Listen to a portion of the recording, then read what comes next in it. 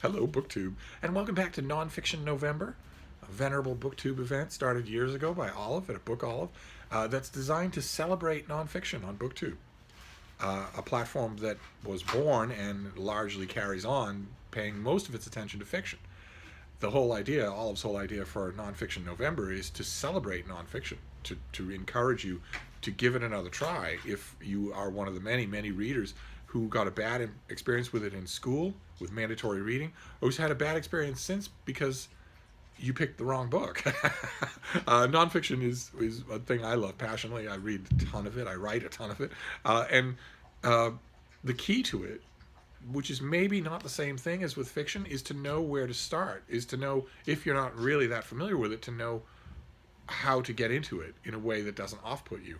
And in the many subdivisions of nonfiction, my favorite is the one of the ones that on the surface a lot of people who don't read nonfiction consider the most intimidating, and that's biography. I understand why that would be so. You've got to be in it for the long haul to read a biography of most people, because most people's lives are only interesting in peaks, and the biography has peaks and valleys. I've had a lot of people say to come here at Hyde Cottage, see all my biographies, and say, "Oh God, I could never get into those." I'm glad that you enjoy them, but I could never like them myself. And that's why when at the beginning of Nonfiction November this year, I did a general starter kit of 10 nonfiction books that are inviting, that would invite a newcomer no matter what you do or do not know, no matter how much nonfiction you have or have not read. And I wanted to expand on one of those. One of the items on that list was Stacy Schiff's biography of Cleopatra. And I put a biography on that list, a couple of them, specifically to encourage you to overcome that attitude towards biography if you happen to share it. The biography tends to get a bad rap by people who don't read nonfiction by saying, well, if I'm going to read any nonfiction, it's not going to be that. And I want to expand on that Cleopatra mention by giving you a starter kit of biography. Of 10 biographies that I can strongly recommend, that you don't need to know anything about the subject to read, and that will grip you in the way that a lot of your favorite fiction does. So I'll try to keep this short. We'll start with number 10. And number 10 is an oldie but a goodie. It's probably 60 years old now. It's Washington, the Indispensable Man by Thomas Flexner. It's a one-volume abridgment of his multi-volume Washington biography. And there you have it in a nutshell. Why a lot of people find the genre of biography intimidating, because it's one of the genres where multi-volume things can still happen. So if you were to go to the library, for instance, a school library, and see Flexner's multi-volume Washington biography, or a multi-volume biography of Samuel Pepys or Thomas Jefferson, you might look at that and think, okay, well, that's biography, and that's way more than I want to do. But most authors of multi-volume biographies then write one-volume commercially aimed abridgments. And Flexner's book, The Indispensable Man, is an excellent example of that. You will, his multi-volume Washington biography is also an example of that, because it is really good to read. Believe it or not, it is really good to read. It never flags. But if it intimidates you on the surface, The Indispensable Man, it has the benefit of being a historical figure that you know. Everybody knows something about Washington. And also the benefit of being immensely readable. So you can dive right in, which is kind of the goal of all of these. The number 2, if we stick with the Revolutionary era, right about the same time of composition too, be an absolutely winning book called Paul Revere and the World He Lived in by Esther Forbes. Again, everybody thinks they know something about Paul Revere, and Esther Forbes knows that. She knew that when she wrote her book, which she was hoping would do well. She had no idea how well it would do. She had no idea that she would write a runaway bestseller, but she did, and there's a reason for that, and the reason isn't that everybody thinks they know something about Paul Revere. It's how good a job she did. The book is so glowingly friendly to read that I strongly, strongly recommend it, even if you don't think you're interested in colonial era history.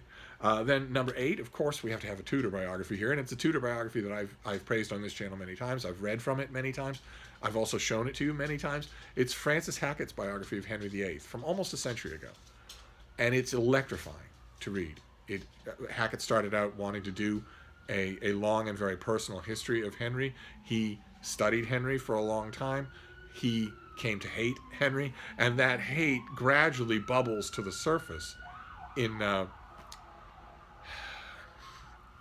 that's going to be going on throughout this whole video. There's going to be 10 more of those. But so yeah, by this point, I'm assuming that you can tune them out. That's going to happen all throughout this video. Somebody has obviously set themselves on fire. It happens 30 times a day in the next town over. I don't know how anybody's still alive in that next town. I don't know how they're not all self-immolated. But anyway, Hackett's Henry VIII is different from other Henry VIII biographies in that it makes no pretense of impartiality. Instead, it's sharp, angry prose, and it gets angrier as it goes along, but it's also stunningly eloquent prose. You will be reading it, and you will regularly encounter passages that you just compulsively want to read out loud. So I wanted to include that, even though Tutor biography must strike people as the most impenetrable of all biographies. It isn't. And we can start with Henry VIII, because once again, with Henry VIII, you know him. You know something about him. His name is familiar to you. Now, the next book on the list, number 7, is not a person whose name you would know. Most people don't know this person's name anymore. That can also be an adventure, especially if the author is doing their job correctly. This is a book called Mistress Tuneage by J. Christopher Herold, and it's about Madame de Stael, who was society hostess and intellectual and a successful author in the Napoleonic era, and you probably won't know anything about her. You certainly will not have read anything by her. But at a yard sale or a flea market or your used bookstore or your library, you can certainly find a copy of Mistress Tuneage. That's how popular this book was. And granted, when it was published, I think 50 or 60 years ago, it was given to a general reading public that was much better educated than the general reading public is today. Even so, I have tested this on audiences that knew nothing about Madame de Stael, and they loved it. It's like the Paul Revere book. It is just intensely lovable. So you don't need to know anything about the subject. That's a thing that I often get from people wondering where they should start on biography. They often ask me, well, you recommend this biography of, Napoleon Bonaparte or Julius Caesar or whatever. How much should I read and where elsewhere before I start on this book?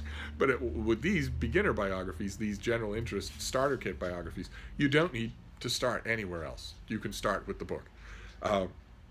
Then number 6 is really tiny. It's part of the Penguin Lives series. Viking Penguin did a series of very short, 100-page little hardcover lives of famous people.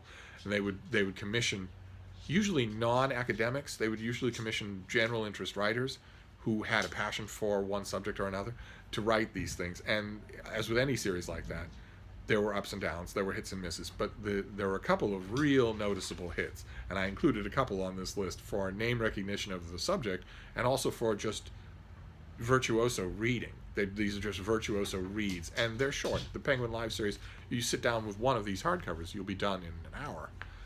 So that's encouraging as well. And the first of them that I want to mention is Elizabeth Hardwick's biography of Herman Melville, who typically commands enormous volumes of biography, and that's because he led a long and interesting life, and everybody knows him because he wrote Moby Dick.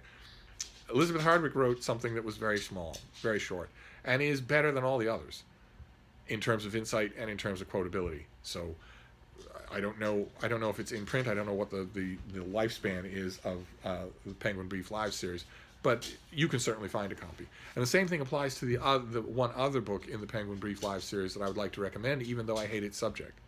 And that... What have you got there? Is that a squirrel? What? Is that a squirrel?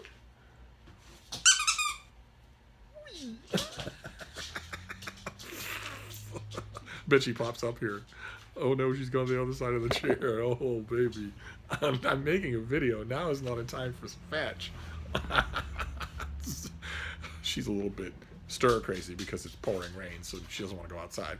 The other Penguin Life that I want to recommend is Roy Blount's biography of Robert E. Lee, who I can't stand him, but nevertheless, not Roy Blount. I'm perfectly fine with Roy Blount. I can't stand the fact that segments of America now and always have honored an arch traitor, someone who's not only willing to betray his country or sell out his country, but also lead men in arms against his country.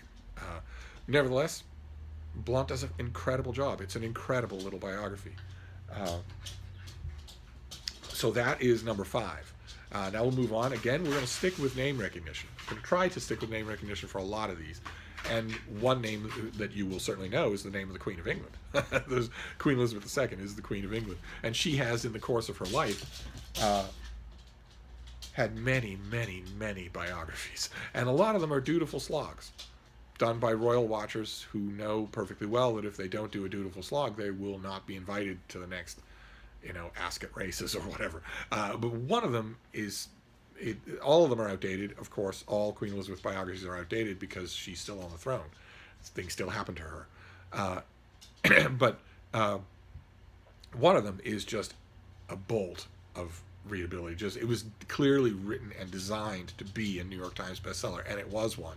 And that is Majesty by Robert Lacey, which again I think is probably in print, but again it is a staple of used bookstores and library sales and whatnot. And if, as a lot of people have to me, they know I have an affinity for royalty. I love reading royal biographies. I love the prism through which they show their times.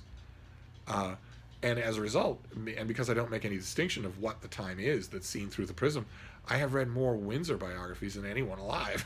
and people often ask me, I have a whole shelf of Windsor biographies. They say, well, are any of these good for somebody who doesn't know anything about the Windsors? Majesty is such a book. So I strongly recommend it.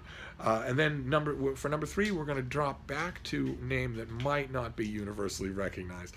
Film buffs will know the name, but nobody else will. And the reason that I bring up the book, even though that's true, is because the book is an excellent, excellent example of biography, of the kind of popular biography that is meant to draw people in who don't know the subject. And that is Barth David Schwartz's book, Pasolini Requiem, about the director, Pasolini. And you might think, okay, well, I don't know anything about the time. I don't know anything about his film school or thought or philosophy, and I don't know anything about him. So why would I read that book? And keep in mind, I didn't know anything about him either, and I can't stand the man's work. I can't stand it. Pasolini Requiem I recommend because it is a great biography. It is a cardinal... it's a cardinal sin of... it's a cardinal sin of biography reading to stick to reading biographies of people that you like, or even biographies of people who are interesting to you. Find a biography that you don't think would interest you at all, that's really good, and it opens up whole new worlds. Pasolini Requiem will do that for you. And then we'll move on to number 2. And number 2 is an exception on this list because it's not a biography, it's a memoir. It's written by its subject. But it's so good and it's so inviting that I had to include it, and that's A Very Private Eye by Barbara Pym, who was a novelist and a very, very talented novelist, a 20th century novelist who is not mentioned typically. When people talk about great 20th century novelists, they tend not to mention her. And that's infuriating, of course. It's the same thing with Olivia Manning or a whole bunch of other people that don't get mentioned when great 20th century novelists get mentioned. Barbara Pym, she's not just for Sean the Book Maniac. You read one of her novels and you will see what all the fuss is about. You could barely go wrong with a novel. Virtually anything you pick will show you why she has such devoted fans. And her book, her look at her own life, A Very Private Eye, is fantastic. It's a bit of a hodgepodge, but it's so readable. All of it is. All the different sections of it are that I had to put it on this list. And then we'll end with number 1. Number 1, we go back to... Barbara Pym is not really household name recognition. Number 1, we'll go back to household name recognition. And we'll wrap it up with this because it is a modern biography of a type that has won more fans than virtually any other modern biography that I know of. I have known so many people, ordinary people, dude bros, non-literary people, who got this thing as a present or picked it up on their own out of interest and really enjoyed it, found that it was really, really good, and that's because it is. And it is Walter Isaacson's biography of Steve Jobs, who's, again, name recognition. You have a product of his within 10 feet of you right now, no matter who you are, no matter where you are, and that's astonishing. That's not true of anybody else on this list, or hardly anybody you could name in human history. And he was famously a raging a-hole. And Isaacson has to deal with that in the course of this book. He faces a lot of the same problems that Hackett did in his biography of Henry VIII, which is that the more you learn about this guy and the later you follow him throughout his life, probably the more you're going to hate him. What do you do about that if you're a biographer? It often happens with biographers. And Isaacson takes a completely different route in that problem than Hackett does. Hackett lets the hatred become more obvious. He's helped in that by his contention, which has often been echoed in the last 100 years, that Henry became more of an irrational, bloodthirsty tyrant as time went on. I myself don't see that the historical record completely validates that reading, but since Hackett was using that reading, he gave himself, an out-of-the-box justification to hate the guy. And the worse he's getting, of course, the more I'm going to hate him. With Steve Jobs, it's analogous. And Isaacson comes up with a different, and I think probably more effective, certainly more dignified, approach to the fact that his character, as he gets more godlike, becomes more repulsive. And somehow manages to become more repulsive even when he gets the fatal illness diagnosis that ordinarily makes a-holes less repulsive. So it is Isaacson's Steve Jobs biography is an odyssey. It is an amazing reading experience. So it had to top the list at number 1. And there you go. That is a general biography starter kit. This is not a colonial era starter kit. This is not technological innovators. This is not women of letters. This is not British royalty. This is just a general interest starter kit for Nonfiction November. These 10 biographies will not let you down. No matter how little biography you have read, you can definitely stop thinking of biography as the deep end of the pool. Plenty of really talented writers have written biographies that they want you to read, no matter whether you've read a biography before or not. And all of these are examples of that. So I will leave a list down below. But I'm going to wrap this up, and I will be back. Thank you, BookTube.